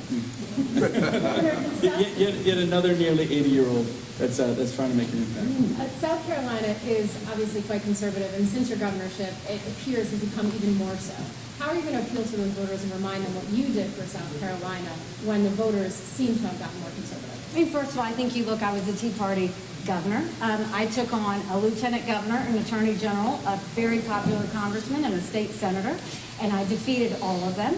We went in there, we passed the toughest illegal immigration law in the country, we passed tort reform, we did pension reform, we paid down our coffers, we did voter ID, we got South Carolina proud again, we turned it into the beast of the South in the fact that we were an economic powerhouse. We put 35,000 people from welfare to work. We brought unemployment from 11% to 4%, and we cut wasteful spending. So I think that they know. I've won South Carolina twice. I know the people of South Carolina. They're tough. They want to see you earn it. They want to see you fight for it, and they want to see you make your case. I'm going to do it like I did twice before, and I'm going to have a good showing like I did twice before. Governor, President Biden announced this week another $5 billion in student loan forgiveness. What do you think of the timing of that? Do you think that he's trying to curry favor with younger Democratic voters? We are seeing Joe Biden do exactly what Donald Trump did during COVID. Joe Biden's paying off student loans to get votes. Donald Trump gave out COVID stimulus checks to get votes. That is everything that's wrong with D.C. We have to stop having these presidents go and pay out checks to buy votes and start earning the votes by cutting spending, not doing it more. You don't go and pay off loans of people who went to college with the money of people who didn't go to college. It's socialism at its worst. You never do that. You don't go and use the federal money to go and buy people off. This is what's happened for too long. It's what's gotten us in this debt hole that we're in, and it's got to stop. On the northern border, do you believe in a wall up north, and what does security look like? I think we do whatever it takes to keep people out. You look at what Chris has gone through trying to protect his state. Over 500 people on the terrorist watch list have come through the northern border. Do you believe in a wall? If that's what it takes to keep them out, we will do a wall. We will do any sort of border patrol that we need to have on there. Whatever it takes to keep people out that are illegal from coming in, we will do it. And again, let me just say, on the northern border, the key issue is that Biden has removed all the resources, the personnel, the manpower, and then you have the policies. That's what's allowing folks to flood over the border. And now you have these folks on the terrorist watch list, more using Canada than Mexico to potentially come through. And as Nikki has always said, it just takes one. So that's it. If the policy changes alone would be phenomenally effective that Nikki brings to the table. Okay, one more question. Go, Have you enjoyed this whole process? I'm sorry? Have you enjoyed this whole process? Yeah, it is what you make it. I mean, the whole thing is, I truly believe we have a country to save. I'm doing this because I don't want my kids to live like this. And the only way to do it is to do it and grind out every day. You see me for the past 11 months, all day, every day, constantly going out to voters and Americans and saying, you deserve better. And I'm going to keep on doing it. So it's not, if you don't do something like this if you're not passionate. I mean, any candidate that puts themselves in this, it's a massive sacrifice, personally, physically, emotionally, with your family, everything. But you do it out of love of country. Those Trump attacks are pretty personal. They're pretty tough. You had to know that was coming at some point. I know him. I worked with him. The nicknames and all that. That's what he does. But I also know him well enough. I also know him well enough to know that when he throws temper tantrums, when he does the nicknames, when he does the criticisms, he's insecure and he's nervous. And I saw it in the White House all the time. When he gets threatened, when he feels insecure, he starts lashing out. We've seen this before. This is not a new game. Could this guy next year be VP? I think he can be whatever he wants to be. I'm not looking for that. I do want to say this just on your previous question. Donald Trump's lucky if he has the energy to do 2 events a day. Nikki's out there doing 10 events. Her last event has the same energy as the first. She loves it because she loves this country. I mean, that's the passion that's coming through. This is the New Hampshire way. Yeah, well, no, it's not just the New Hampshire way. I mean, the energy that she is bringing to every single event, it gets everybody else energized and everyone else optimistic, right? She's not sitting there on the teleprompter, just speaking from the heart and connecting with folks. That energy, event after event after event, shows love of country, passion for making the entire country better, galvanizing everyone, and that's what's getting folks excited. That is what it really defines the momentum that everyone's seeing. And I'll end it with this. Y'all have a responsibility to this. Believe it or not, the responsibility is not just showing what poll numbers are. The responsibility is reminding Americans they have a choice. The responsibility is reminding Americans that what you have been telling them as their options is not the only options. Tell them the truth, give them the facts, show them everything, not just that I do, that he does, and let's open it all up. That's what journalism is supposed to be, is transparency. Give it to them. If ever there was a time, it's now. I hope y'all will do that. Thank you. Do anything fun for your birthday? Any parties?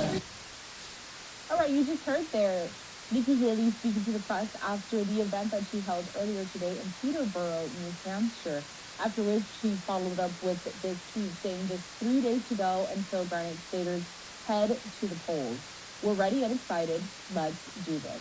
I do want to take a look at how these polls are actually standing at the moment and how all of these GOP candidates are faring. So take a look at this. This latest poll was just released today in partnership with Suffolk University, the Boston Globe, and WTTS. Ahead of the New Hampshire primary on this Tuesday, former President Donald Trump still has that sizable lead at 53%, followed by Nikki Haley at 36% and Florida Governor Ron DeSantis only polling in the single digits at 7%. Ron DeSantis was in New Hampshire yesterday, but he is now in South Carolina where he is focused on that. Those primaries come up after New Hampshire.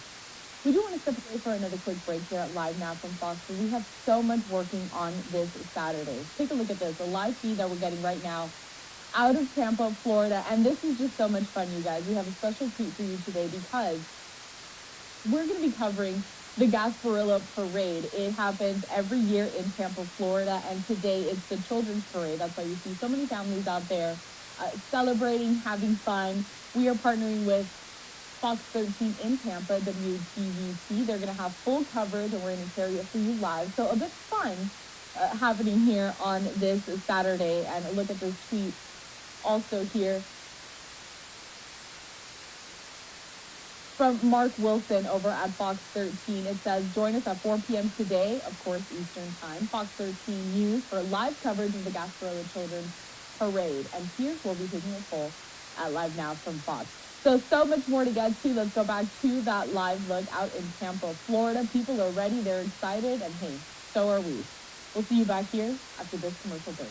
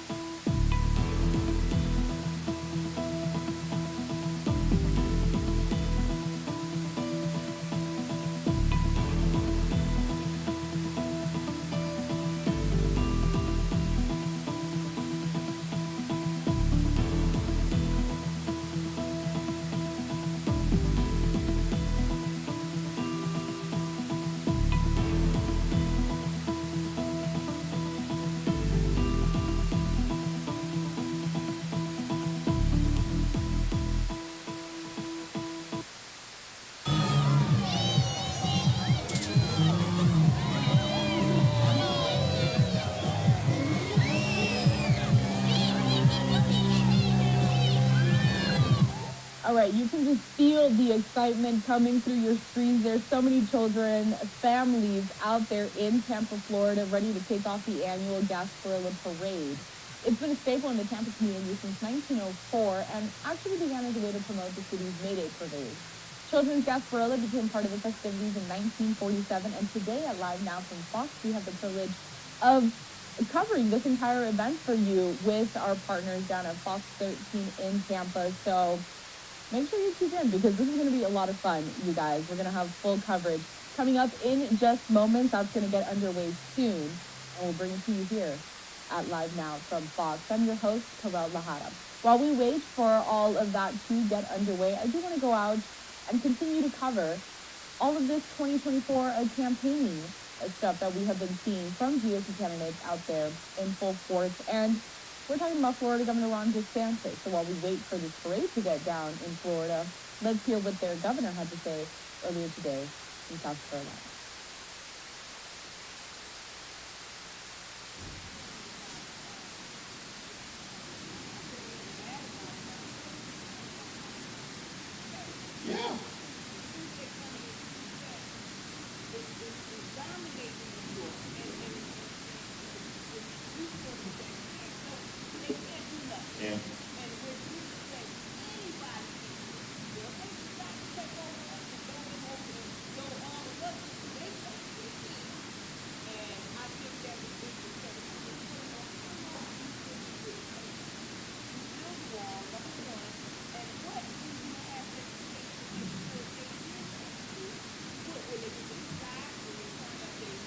I'm sending them back. I'm not letting them through. That's what we need. And the ones that are here have got to go back. And you're right. You know, part of it is it's illegal, which is a problem. But even if it was legal, we can't absorb this many people. Like New York City, they had to close a school, send the kids home and deprive them of education because they commandeered the school to house illegal aliens. Are you kidding me? What a joke. So you can't, mass immigration doesn't work, period. Whether it's illegal or legal, you just get overwhelmed. The hospitals get overwhelmed, schools get overwhelmed, criminal justice, all this stuff. And you know, the thing is these criminal aliens that come and commit crimes, that's, you know, look, we're tough on crime in Florida. Our crime rate's at a 50-year low. We support the police. We do everything that's right. We hold criminals accountable. But it's like, you know, crimes happen and you punish people. You try to prevent as many as you can, but it's just life that happens. But a crime committed by an illegal, by definition, is a failure of government. Because if you just would have kept the illegal out, that crime would not have happened.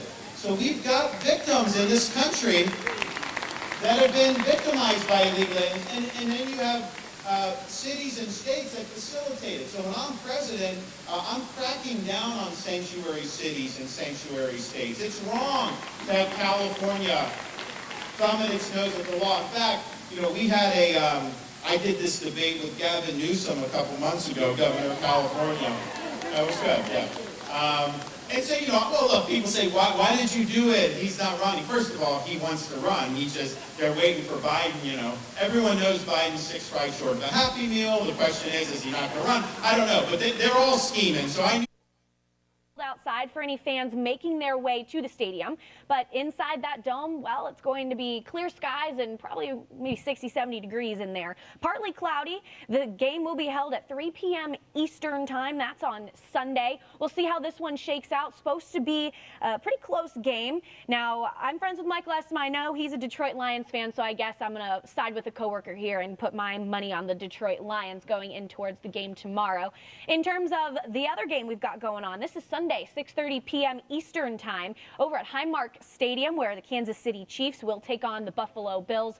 More importantly, they have to take on the Bills Mafia. I mean, they came in troves to help clean out Highmark Stadium after they had that dense lake effect snow band that came through. But the Bills fans, well, they certainly had a very fun time making sure that the stadium was ready to go, and it worked out for them. Bills are going to be playing again. Now, as far as the Kansas City Chiefs, will this cold weather at 21 degrees be an impact for either team? I mean, the Chiefs, when they beat the Dolphins pretty recently here, they had to deal with one of the coldest games in NFL history. So both teams used to the cold. Now, this isn't going to be a covered stadium, so it's the fans that are really going to have to bite the bullet on this one. 21 degrees for Sunday evening, partly cloudy, but we will start to see the skies clear as we head in towards later Sunday evening. Thankfully, that lake effect snow machine not going to be another playmaker in this game. It is starting to die down as we head throughout the rest of today, but we're still dealing with snow. So for any fans who are potentially traveling towards Highmark Stadium, that'll be something you're going to have to contend with as you go along the major interstates. We still will see winds gusting maybe 20-30 miles per hour for the rest of this evening, which could cause some blowing snow, as the snow that's falling right now is more powdery. But in terms of seeing feet of snow over the next 24 hours before game time, that's not what we're expected to see. Maybe in some localized spots, potentially 6 inches worth of snow. If you want my opinion on this game, I'm going to go with the Buffalo Bills purely because I loved watching the fans clean out that stadium, and so they kind of take my heart here. But in terms of what team I root for the NFL, I'm kind of an open book. I don't necessarily have a team that I root for, so I just kind of pick whenever things come along. So we'll see how this one shakes out, but make sure to bundle up if you are heading out towards the game. And yesterday, Fox Weather's Amy Freeze spoke with Chris the Bear about what's ahead for the Chiefs-Bills game. This matchup will be outside in that frigid Arctic Buffalo, where weather could potentially be a factor, as I was just explaining. Take a listen. The weather here, obviously not going to be as bad as it was last week, but I think people still have the envisioned in their mind that 42-36 playoff game that they played a couple of years ago, and aren't really grasping that these two teams have been winning with defense for the most part all year long, especially the Chiefs. And now you have the Bills, who were really shorthanded, lost Terrell Bernard, a linebacker last year on defense. So their linebacker has been a little bit shorthanded as well. But Kansas City has not been throwing the ball downfield as much. Patrick Mahomes really doesn't have any wide receivers other than Rashee Rice, who he really trusts right now. So this is not going to be one of those 35-31 types of games. It's going to be a low-scoring game. Not necessarily because of the weather, but I think the style, and then maybe if the wind does pick up a little bit, that will hurt as well. But I think the total in this game has been posted around 45 or so. I see this as like a 20-17 type game. It should be a really good game, low scoring, and not the aerial affair that we're used to with Josh Allen and Patrick Mahomes. Well, check this out. This is a video from one Colorado girl who used the Arctic air for the wildest of hair days. She wins craziest hair. I mean, if there was a school day for that, she would take the cake. She had wet hair, and then in the polar-like temperatures, well, that hair froze in the air.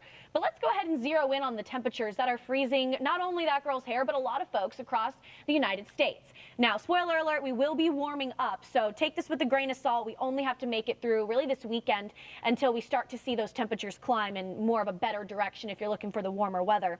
For Saturday today, 277 million people will be below average. Will be one of the coldest days for a lot of folks out there, primarily towards the east of Colorado here. Now, as we get into Sunday, we'll start to see the numbers dwindle, but still over 200 million will be below average across the I-95 corridor, the Ohio River Valley, as well as the Southern Plains. So for my Texan friends out there, it is going to be yet another chilly day, although you did have a brief reprieve with almost 70-degree weather not too long ago. In terms of wind chill alerts, well, they're still thriving across primarily the plains and in towards the mid-Mississippi and Ohio River Valley. Wind chill advisory from Bismarck all the way past Tampa, Florida. So that cold is not only stationed in the northern tier of the U.S. It makes it all the way down into the Sunshine State. Wind chill warning, we do have one spot. That's going to be northern Missouri here with that border of Iowa. That's where we're going to see those wind chills really start to plummet. And in some locations, we'll be feeling more like -10 as we continue to fight that wind chill factor. In terms of the forecast highs for tomorrow, still going to be very chilly across the Great Lakes region. 17 degrees over in Green Bay, 25 in Detroit, 23 in Syracuse will take you into Manhattan, 33 degrees in New York City, Louisville, 28 degrees as well. Now, in terms of the frost and freeze alerts for the south, well, they're also still going to be alive. This will take us through the weekend before that warming trend comes into play. So we have the freeze warning. That'll take you towards the southern tip of Louisiana, New Orleans included in this, and portions of the northern tier of Florida and into the panhandle of Florida as well. We've got that freeze watch. That'll be for southeastern Georgia, Jacksonville under the hard freeze warning, but they're in good company from Birmingham to Jackson, Alexandria, Dothan, Texarkana, all going to be seeing freezing and sub-freezing temperatures as you wake up Sunday morning. So for my southerners out there, another day to break out the heavy parkas. In terms of Sunday morning, well, you'll be waking up in the teens for the Mississippi Delta. Over in Montgomery, also in the teens. Nashville, well, you've got single digits here, only 4 degrees as you wake up. And that's just air temperature. We're not talking wind chill here, so it'll feel much colder than that as well. Atlanta, a brisk 12 degrees outside. Now, here's that warming trend, though. So this is the good news. Now, notice for tomorrow, only 20 million above average, dominated by that cold high pressure, 272 million below average. But let's watch as we trend on Monday. More of a split bag here, 50 million above, 76 million below. And then it's as we get into Tuesday, that's when that warm weather really will start to take hold. 211 million above average, and we're talking in some cases 10, maybe even 15 degrees above average, primarily for the southern tier of the U.S., as we'll see more of that warm, moist air getting filtered into the southern plains. It will come with rain, though, so unfortunately we are looking at maybe a chance for flash flooding across the southeast as we go into this next upcoming week. So while we are getting a break from that cold, we still have to be on alert for the weather. And then for the northern tier, the Great Lakes, northern plains, well, they could be anywhere between 10 to 15 degrees above average on the flip side here. So in terms of temperatures, in a week's time span, well, we could be jumping anywhere between 40 to 50 degrees warmer. Now, by Wednesday, not a lot of folks are below average. We have 246 million that are above, and that warmth now finally going to make its way towards the I-95 corridor as well. So for folks, say, in D.C., the Ohio River Valley, who are chilly and freezing, like Nick Koser that we've seen today, also very, very cold standing outside in Cleveland. well, things will look a lot better as we get in towards Wednesday as well. Thursday, that heat still going to be a dominating factor. 248 million primarily across the East Coast towards the east of the Mississippi River. Now, Chicago, the average, well, 31 degrees. You're well below that for the weekend. And then we've got that warming trend will take you into the upper 30s, low 40s as we get in towards next weekend. So there is at least something to look forward to. And we'll bring you to a live shot over at Levi Stadium in Santa Clara, where we've got an NFL game set to take off later this evening. But we want to bring you to the West Coast, where they're bracing for a rain and flood threat. The storm door blown wide open into 2024, multiple low pressure systems that continue to pound the coast, and it is also leading to a threat for flooding. Now, the West, they had ice storms through Oregon from Eugene to Portland over the last week. Now, in terms of the ice, that's starting to diminish, and we're looking at primarily just that rain threat here. But rounds of heavy rain and mountain snow as we get to higher elevations for the Sierras as well as the Cascades. But it unfortunately is going to potentially disrupt travel across the I-5 corridor, not only to fans making their way towards that 49ers game, but also just for people as you head out onto Monday. We'll still hold on to the threat for flash flooding for your morning commutes as well. So if you have the I-5 corridor in your morning commute across California, well, we could be dealing with a threat of likely flooding. The likely flooding just towards the north of the Bay Area near Redding, but the possible threat for flooding stretches all from Gold Beach down in towards Southern California near Los Angeles.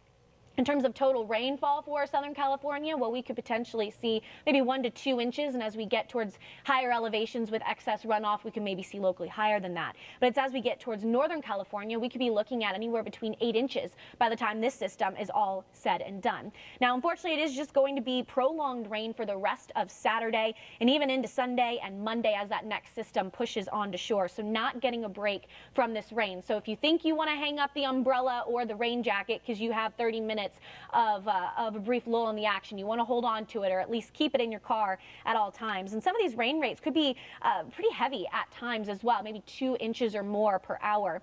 Now by Tuesday, we'll start to see maybe a break for areas such as Fresno, San Francisco, Sacramento, but we'll still hold on to the chance for rain for Northern California as well as Southern Oregon. So that'll be something we'll continue to track for you. Here's in terms of that rain still to come. Along that coastline here, especially for Northern California, 3 to 5 inches. Locally, we could see a bit more than that. Southern California, again, that 2 to 3. And for the Sierra Nevadas, potentially maybe a foot of snow as we get in towards higher elevations. But that snow level there is a bit high. So for folks who are maybe looking forward to skiing and snowboarding as we head in towards later January, that's good news for your forecast. Now, speaking of winter weather, check out this wonderland over Bluffton, Indiana. This is south of Fort Wayne, so not quite in the lake effect target zone, but still they got a lot of that fresh powdery stuff. More on what the Great Lakes and that surrounding area can expect coming up next.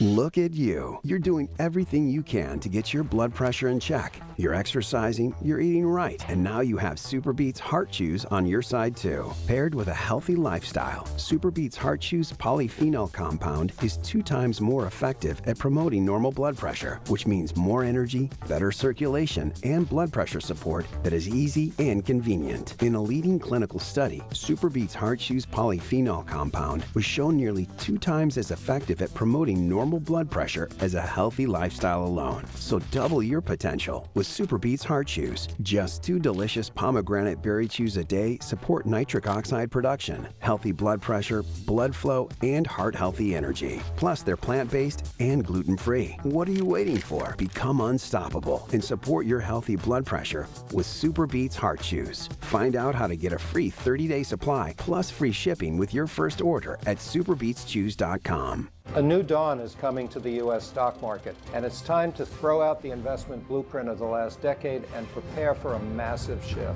If you've lost money over the past 2 years, this changes everything. Hi, my name is Mark Chaikin, and I was hired to create 3 new indices for the NASDAQ based on what I've learned in 50 years on Wall Street. So believe me when I tell you this shift could send dozens of stocks soaring sky high in just the next 90 days. But this is an extreme setup I haven't seen in years, since before the 2020 crash.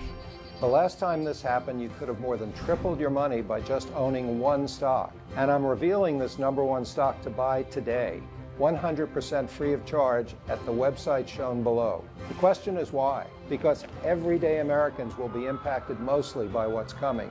And I want you to be on the right side of the table when this shift happens. Don't delay. Visit the website below before it's too late.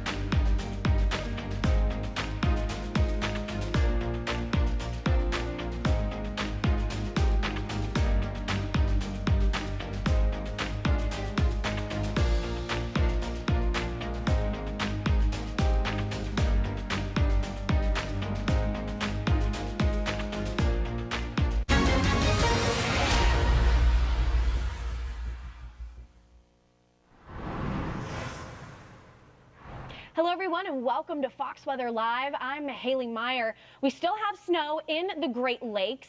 It's starting to diminish as we're going to see that high pressure system sort of dominate and then shut off that lake effect snow machine. But still, potentially upwards of maybe 6 inches can still be cranked out by the time we wrap up Saturday. So we'll have the region's outlook ahead. We are looking at that chilly temperatures really going to be that dominating system as we head all the way in towards the end part of the weekend. But a warming trend is ahead. But I don't want to get too far ahead of myself. Let's bring you to the lake effect snow that's been hitting the northeast of Ohio for the past 3 days. Cleveland, well, they're coated in white with areas seeing multiple inches of snow. Well, we've got our very own dancing weatherman, Nick Koser, who's been riding out the snow in Cleveland. Nick, tell me about the conditions there. You look chilly. Has there been any dancing to keep warm? Oh man, no, but maybe that would help. Maybe I should start doing a little bit more of that. Then my toes wouldn't be so frosty. You're right, we are coated in white out here. About 5 to 10 inches of snow fell across the area yesterday, with the full day total for Shaker Heights and Cleveland Heights totaling about a foot in both locations. Very powdery snow. It's still on the ground in spots. They're doing a pretty good job here though, the day after, of plowing everything and salting up the roads. Lake Erie starting to freeze over a little bit more as the bitter cold now is the bigger story here in Cleveland, Ohio right now. The blowing snow also a concern, especially on those residential roads where the snow plows. That's really the third tier of roads that the Ohio Department of Transportation plow trucks are concerned with. Obviously they go to the interstates first, and then the more primary arteries, and then the residential roads. And so if you live maybe a little bit out of Cleveland in a more rural area, you may have to deal with some drifting of the snow that's on the ground. It is really windy out here too. We've been seeing these gusts come by of about 30, and you feel it in your bones. That is for sure. No real accumulation or any snow coming down that will pile up here through the rest of the day. It's hard to tell if this is, yeah, we've got a light flurry happening right now.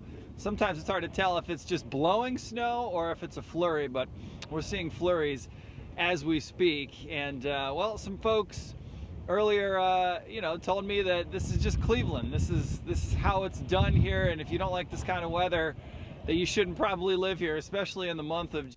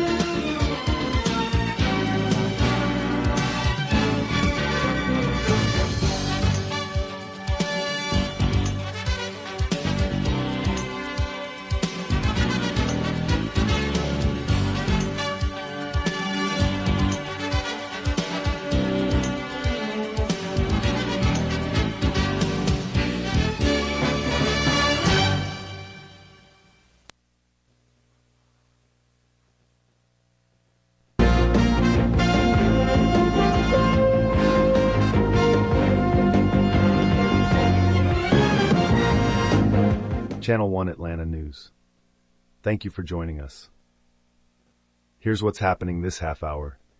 Police and emergency crews were on the scene Thursday night of a horrific accident on 85 North at 285.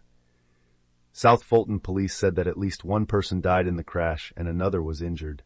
No word on what started the incident, but the interstate was closed for hours during the evening commute, causing traffic to back up for miles south of Atlanta. The interstate is now back open. Another Arctic blast is moving into the Peach State right now, with temperatures falling into the teens for lows and wind chills near zero this weekend. Channel 1 Atlanta's lead forecaster David Dutton says ice was possible Friday morning in the far north Georgia mountains above 2,000 feet.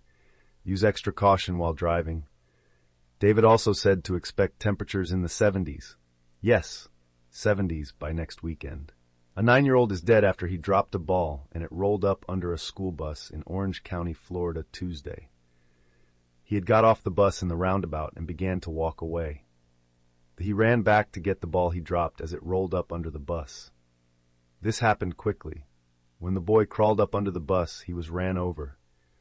The boy, whose name is Elias, was in remission for leukemia.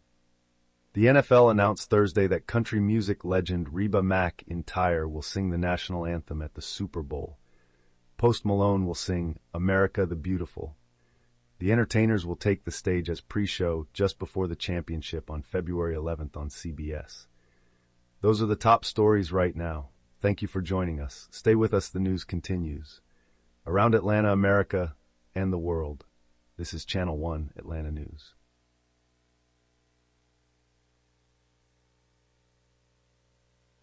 See in terms of the radar imagery here, and it was able to dump out at least a good foot of snow across areas of northern Indiana. In terms of the water temperatures for this Great Lake here, upper 30s. Now, again, as I mentioned, we are starting to see the water temperatures cool off. We've jumped from around 1% ice coverage to around 12% of the Great Lakes seeing ice kind of glazed over. And that's, again, because those temperatures are so cool. But we do have that warming trend in sight. So while it might be good for a lot of folks that are freezing outside, in terms of gaining more ice coverage on the Great Lakes, not going to do it any favors.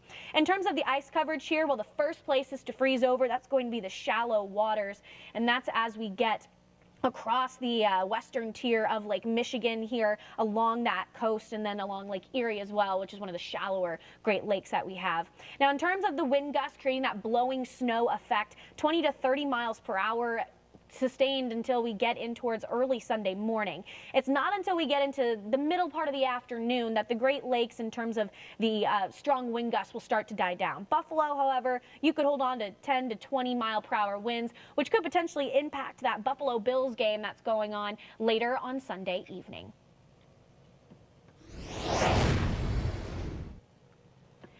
Here's some ice video. This is coming out of Patterson, New Jersey. Pretty cool to see. Not fun if you're standing in those kinds of conditions. That one girl that's just in a flannel, kudos to you. You've got to be chilly, but getting that perfect picture for the gram. And we want to talk about this pattern change that's going to drastically change the weather for large parts of the country next week. Fox Weather's Kiana Lewis and Jane Menard discussed on what we can expect in the next week. Once that Arctic air moves out of the way, we do have milder temperatures that are going to be following through. Yeah, this thaw begins early next week. Hallelujah.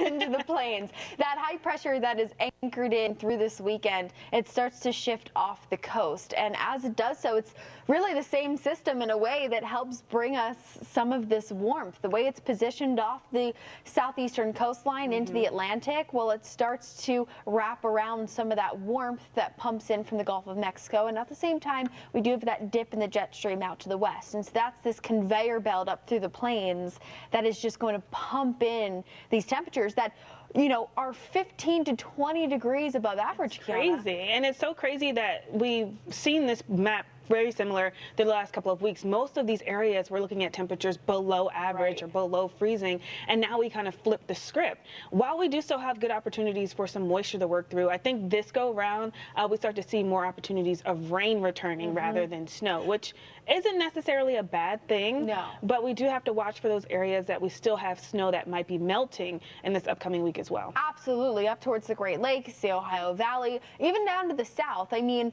Nashville, we had a winter's worth of snow. Right. And by the way, it's been cold enough in the days after that. That snow really hasn't gone anywhere. And so we will be watching closely. This is more of a pattern that's reminiscent of El Nino, right? When you get that Pacific jet, which is what you're looking at right here, extends well all the way back to Asia. And it is going to really pump up this really active storm pattern on the West Coast. And those storms, unfortunately, what we are seeing into next week, this low pressure kind of cuts off along the Mexico-Texas border, and that just is going to spill away these little tiny chunks of low pressure that just dump a lot of rain across the Gulf Coast, and then we'll take that through the southeast and the Tennessee Valley. Right, so here's a look at that typical El Nino impact that you talked about, Jane. Just for perspective, it's going to be aiming towards the southern tier of the country, and that's what we'll watch through the next couple of days.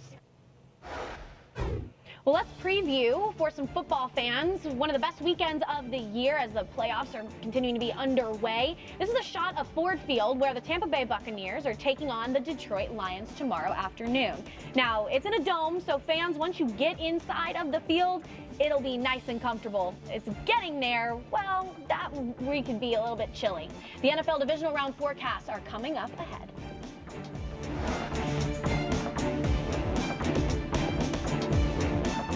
Stay tuned to get this 5-piece bakeware set, a $60 value, absolutely free. Tired of that pan that always sticks? It's so scratched and worn, you can't cook in it. Hi, Chef Daniel Green here with my new hammered pans from Gotham Steel. This complete 9-piece set is guaranteed to beautify your kitchen like never before.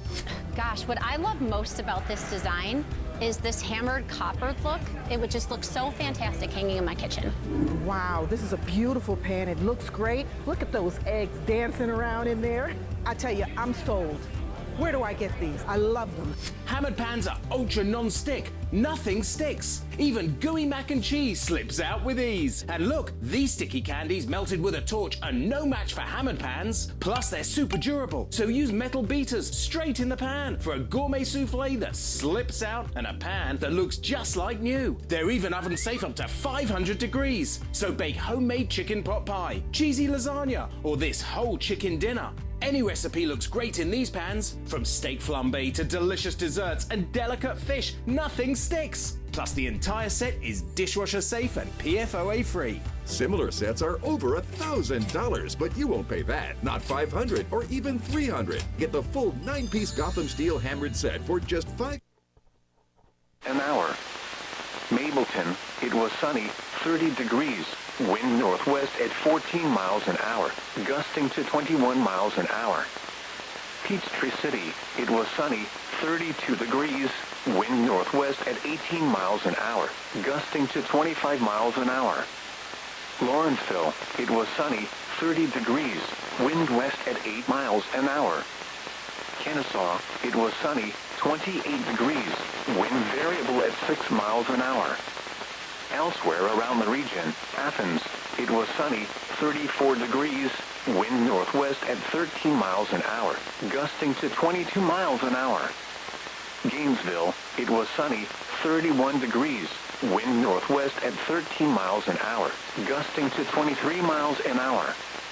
Macon, it was sunny, 39 degrees, wind north at 12 miles an hour, gusting to 22 miles an hour. Columbus, it was sunny, 39 degrees, wind north at 12 miles an hour, gusting to 20 miles an hour. Birmingham, it was sunny, 30 degrees, wind north at 9 miles an hour, gusting to 20 miles an hour. Rome, it was sunny, 29 degrees, wind north at 10 miles an hour. Chattanooga, it was mostly sunny, 25 degrees, wind northwest at 13 miles an hour. Asheville, it was sunny, 20 degrees, wind north at 13 miles an hour, gusting to 24 miles an hour. Augusta, it was sunny, 39 degrees, wind north at 9 miles an hour, gusting to 21 miles an hour. St. Simons Island, it was sunny, 48 degrees, wind north. Divisional round of the NFL playoffs and what weather not only the teams but the fans can expect as they go to watch their favorite team. Well, we'll take you first to Levi's Stadium over in Santa Clara, California. This game set to kick off today, 5:15 p.m. Pacific time, and with the multiple systems just rolling through out west, it is going to be a rainy game. Now, they will have a tarp that'll be over the field right until the very last second where they'll have to pull that off. The Green Bay Packers, well, they're taking on the San Francisco 49ers. Temperatures outside, well, not too terrible here. They're in the upper 50s, so for fans, fairly comfortable in terms of air temperature. It's just you want to make sure you have the rain gear handy for game time. And we're going to see the rain continuing to amp up even throughout the halftime portion of this game, and maybe for your forecast home, your return trip back to home to start off work again. That's where we're going to start to see 10 p.m. just prolonged rain. Now, the heaviest bands of rain, that'll be to the north of the Bay Area, and will come on to shore late Saturday evening. So if you have any late night Saturday plans, that's when you can maybe see the heavy rain. In terms of the game, though, well, we'll just see the rain showers. Now we'll bring you over to Ford Field, which is in Detroit. The Tampa Bay Buccaneers taking on the Detroit Lions. This will take place on Sunday at 3 p.m. Eastern time. Now, as far as Ford Field, well, it's in a dome, so the fans, once you get inside of the stadium, you're free and clear of the weather, but it's making your way there that you might be pretty chilly here. 25 degrees. We're still going to talk about that Arctic air mass throughout the rest of the weekend. Partly cloudy skies. But in terms of snow or rain, we're not seeing that here. So in terms of being cold, yes, you have to deal with that. But travel conditions should be okay as you make your way to the game. Then finally, we'll finish off over in Highmark Stadium in Buffalo, New York, where the Chiefs are taking on the Buffalo Bills. Both teams used to the cold weather. The Chiefs versus Dolphins game. That was one of the coldest games in NFL history. So they're both used to this. Thankfully, lake effect snow bands are continuing to die down. So we're not dealing with snow here, although the Bills Mafia, well, they can certainly handle it. We saw that just last week.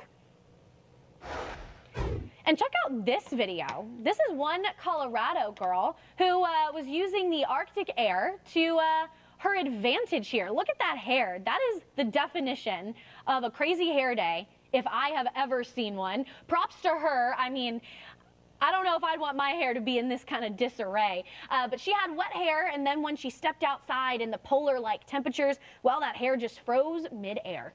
But let's zero in on those temperatures if anybody else maybe wants to try that out. And we're still looking at below average for the rest of the weekend. But spoiler alert, we have a warming trend coming next week. So for those of you who want to hang up the parka at least for a short period of time, well, there's good news in your future. Now through Sunday, though, it's that strong Arctic high going to continue to bring below freezing temperatures to as far south as areas in southern Florida. Tampa, Florida, going to be in a spot that could wake up with sub-freezing temperatures. As far as the northern plains, with the wind chill coupled with just the chilly air outside, well, they could be feeling like -9 over in Bismarck for Saturday evening, -4 Kansas City, -12 in Des Moines, Iowa.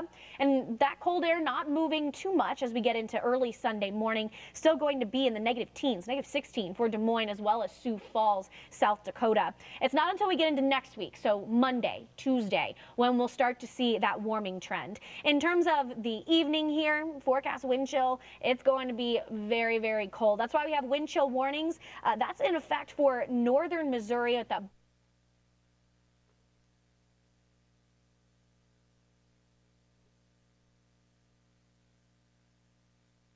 give up again. Pacers tried to get back. Rising star Tyrese Halliburton, he was back, scored 21 points after dealing with that leg injury on January 8th, but not enough. Blazers win their second game in a row, 118, 115. Jeremy Grant led the way with a game-high 37 points. Now to the Middle East for the third round of the Hero Dubai Desert Classic. Cameron Young, 3-shot lead heading into the weekend. That disappeared by the time he hit the 13th fairway. Shots like this, well, they'll help him stay in front. 257 yards out over top of that nasty-looking bunker in the front of the green. Yeah, that's really hard to do with a 3-wood or a 5-wood or probably an 8-iron. These guys are so good. Young really got it going on the back nine. He would finish with a 71, head into the final round atop the leaderboard at 14 under par, but That's just a 2-shot lead over Adrian Meronk, and Rory McIlroy began his day 10 shots off the lead, but started the round with a birdie at the first, and, well, he just kept on rolling. 4 shots back as he came to the 18th, putting from the fringe, and, well, you know it's going to be good for you when you make stuff like that. That's an eagle. The world's second-ranked player shoots an incredible 63 on Saturday. He's just 2 shots back, and he will be in the final pairing with Young in the first Rolex Series event of the season. Australian Open men's side, top seed Novak Djokovic taking on Thomas Martin Etcheverry, round number 3. 24-time major winner playing his 100th career Australian Open match. And it wasn't about to be his last of 2024. The Joker has been nursing a sore wrist that cost him a set in each of his first 2 matches in Melbourne, but that didn't seem to be an issue in this one against the 30th seed. Novak called it his best performance so far, quote, pleased with the way I played, particularly the first 2 sets. Djokovic rolls to the 4th round. Straight sets, 6-3, 6-3, 7-6. Now, as for the 2 seed, the reigning Wimbledon winner, Carlos Alcaraz, he was taking on Shang Zhengcheng. This one over before it started, 20-year-old leading the match 6-1, 6-1, 1-0 in the 3rd set when Zhengcheng retired after just 66 minutes with a right thigh injury. The Spaniard said this wasn't the way he wanted to move on after missing last year's event with his own injury, but nonetheless, Alcaraz moving on to round number 4 and the second week in Melbourne for the first time in his career. Well, that's your look at sports here on Newsnet. I'm Justin Rose. If you want more in-depth sports coverage, be sure to join us on our 24/7 sports network. It is called Sports News Highlights. We'll see you there. Join us at Shop HQ and discover a treasure trove of the latest must-have products. We just love to share with you all.